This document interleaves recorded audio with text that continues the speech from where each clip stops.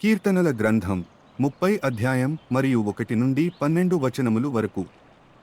యెహోవా, నా శత్రువులను నా విషయమై సంతోషింపనీయక నీవు నన్నుద్ధరించి యున్నావు, అందుకై నేను నిన్ను కొనియాడుచున్నాను. యెహోవా నా దేవా, నేను నీకు మొర్రపెట్టగా నీవు నన్ను స్వస్థపరచితివి. యెహోవా, పాతాళములో నుండి నా ప్రాణమును లేవదీసితివి, నేను గోతిలోనికి దిగకుండా నీవు నన్ను బ్రతికించితివి. యెహోవా భక్తులారా, ఆయనను కీర్తించుడి, ఆయన పరిశుద్ధమైన జ్ఞాపకార్థ నామమును బట్టి ఆయనను స్తుతించుడి. ఆయన కోపము నిమిషమాత్రముండును, ఆయన దయ ఆయుష్కాలమంతయు నిలుచును. సాయంకాలమున ఏడ్పు వచ్చి, రాత్రి యుండినను ఉదయమున సంతోషము కలుగును. నేనెన్నడూ కదలనని నా క్షేమకాలమున అనుకొంటిని. యెహోవా, దయకలిగి నీవే నా పర్వతమును స్థిరపరచితివి, నీ ముఖమును నీవు దాచుకొనినప్పుడు నేను కలత చెందితిని.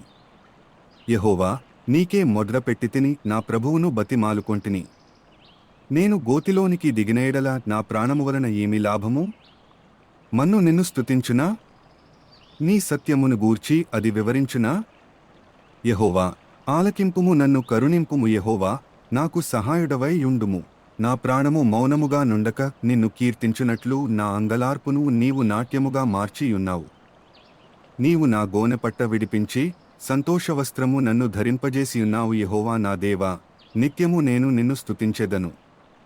కీర్తనల గ్రంథం 30 అధ్యాయం మరియు 1 నుండి 12 వచనములు వరకు.